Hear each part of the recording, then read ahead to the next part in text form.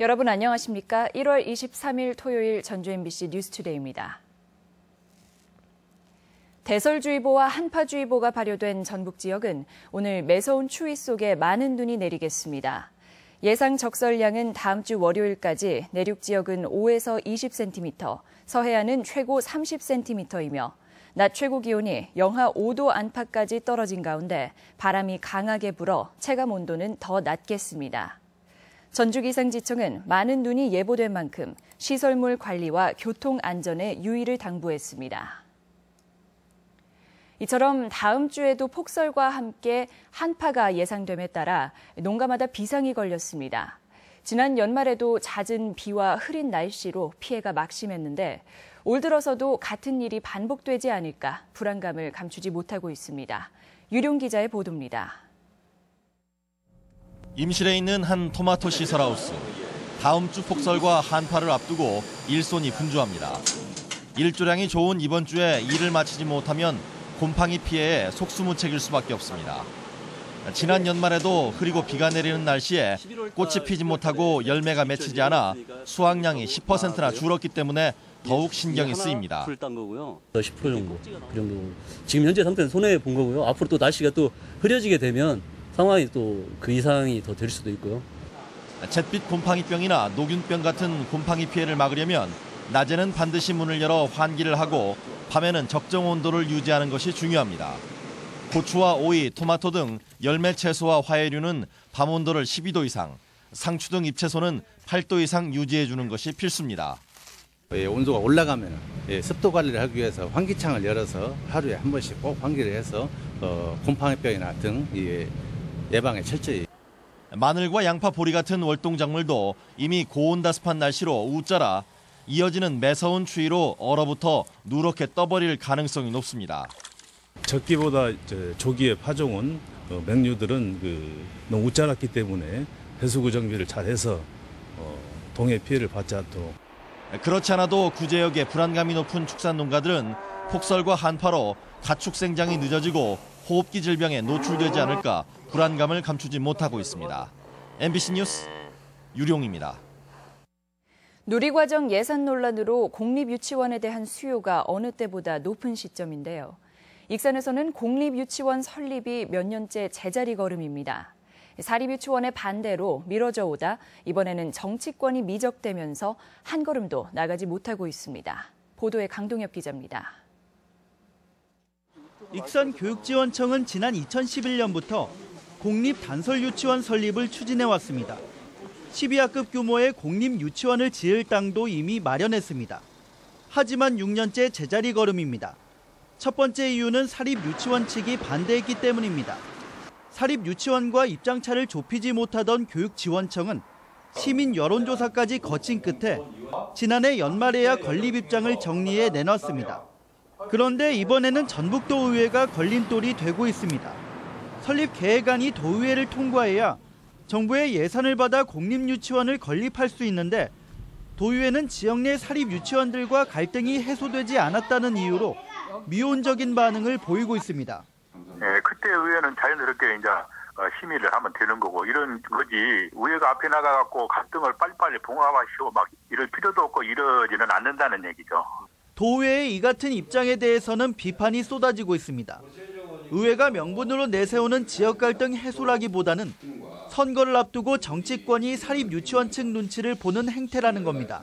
이해 당사자 요구가 엇갈렸을 때 그걸 조정하고 중재하고 합의안을 내는 것이 정치권의 노력인데 그걸 오히려 시민단체나 시민들에게 거꾸로 전가시키고. 현재 익산의 공립단설 유치원은 1개로 비슷한 인구를 가진 군산의 3분의 1 수준이고 완주보다도 그 수가 적습니다. 이 때문에 지난해 지역 여론조사에서 익산 시민들은 83%라는 압도적 찬성으로 공립유치원 설립을 촉구했습니다. 사정이 이런데도 도의회가 지속적으로 공립유치원 설립에 제동을 건다면 의원들에 대한 책임론은 한층 거세질 전망입니다. MBC 뉴스 강동엽입니다. 전주시 의회가 가뜩이나 열악한 사회복지시설 종사자들의 얼마 안 되는 수당을 삭감해 무리를 빚고 있습니다. 반발이 거세지자 뒤늦게 시의회와 전주시는 추경 편성 쪽으로 수습에 나섰습니다. 고차원 기자가 보도합니다. 과감히 행사성 예산을 삭감하겠다던 전주시 의회는 지난해 말 엉뚱하게도 사회복지시설 종사자 특별수당 예산 5억 2천만 원을 삭감했습니다. 매월 12만 원에서 15만 원을 주는 특별수당은 약 10년 전부터 열악한 임금을 보전해 준 것인데 45개 복지시설에 311명이 올해부터 갑자기 못 받게 된 것입니다. 이 수당을 깎은 곳은 전주시 의회가 유일하고 다른 시군에서는 예전처럼 수당을 지급합니다. 한 달 뭐 그렇게 큰 돈이라고 생각하지 않지만 1년 단위로 해버리면 어떻게 보면 제 한 달 월급이거든요. 월급이 한 번에 삭감된다고 생각을 해버리니까 덜컥하죠, 아무래도. 뒤늦게 이 사실을 알게 된 복지시설 관계자들도 전주시와 의회에 문제를 제기하면서 조직적인 대응에 나섰습니다.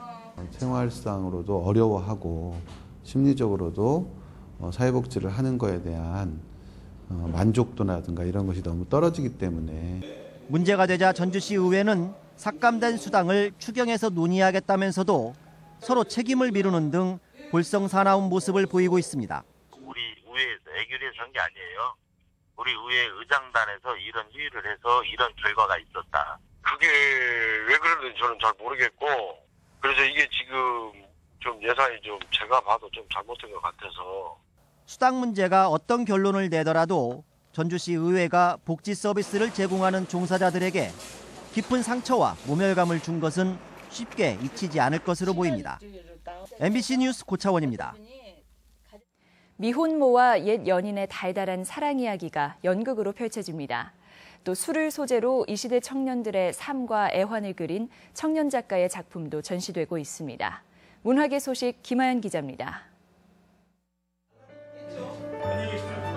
4살 배기 아들과 함께 씩씩하게 살아가는 미혼모 우경과 그 앞에 나타난 옛 연인.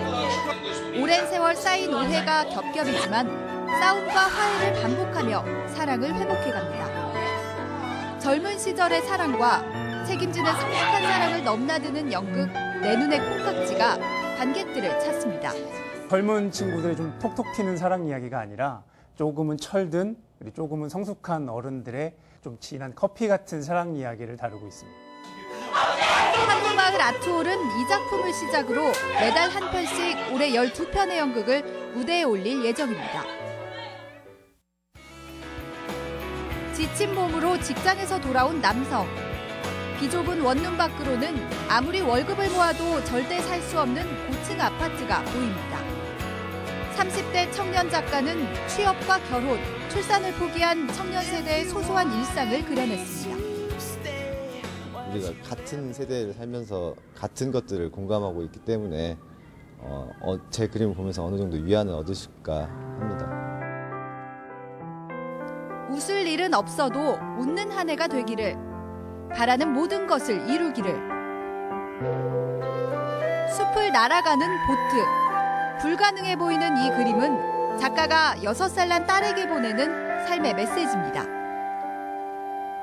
그림으로 새해 첫 인사를 건네는 작가들의 전시는 이달 말까지 이어집니다. MBC 뉴스 김하연입니다. 식약처가 겨울철에 사람들의 이용이 많은 시설의 위생 상태를 점검한 결과 도내에서 5곳이 적발됐습니다. 식약처에 따르면 무주 리조트 내 위탁 급식 업체인 주식회사 ECMD가 음식물을 제때 버리지 않는 비위생적인 시설 관리로 적발됐으며 풍년제가 본점과 JS푸드, 강동호 케이크, 천만이 0902 등도 식품위생법 위반으로 적발됐습니다. 식약처는 해당 업체에 대해 각 자치단체에 행정처분을 요청했다고 밝혔습니다. 전북지방경찰청 광역수사대는 땅굴을 파 송유관에서 기름 수억 원어치를 훔친 혐의로 40살 조모 씨 등 5명을 구속했습니다. 조 씨 등은 전남 순천의 한 주유소를 임대한 뒤 도로 아래 매설된 송유관까지 18m의 땅굴을 파 기름 28만 리터, 3억 800만 원 상당을 훔친 혐의입니다. 이들은 훔친 기름을 작물업자에게 시중보다 싼 값에 팔아온 것으로 드러났습니다.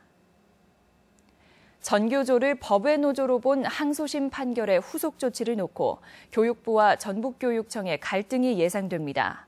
교육부는 법원 선고를 근거로 도교육청에 전교조 전임자 복귀와 사무실 퇴거 등을 요구했지만 전북교육청은 전교조와 단협 체결은 유효해 받아들일 수 없다는 입장입니다. 교육청은 김승환 교육감이 해외 출장에서 돌아오는 대로 공식적인 입장을 정리할 예정입니다. 안철수 의원이 추진하는 국민의당이 오는 26일 전북도당 창당에 앞서 어제 전주에서 창당 발기인 대회를 개최했습니다.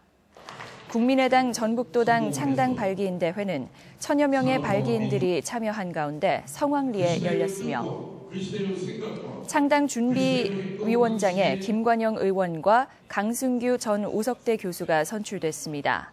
한편 비리 전력이 있음에도 중앙당 발기인에 포함됐던 도내 정치인들은 비판 여론을 의식한 듯 도당 발기인에서는 빠졌습니다.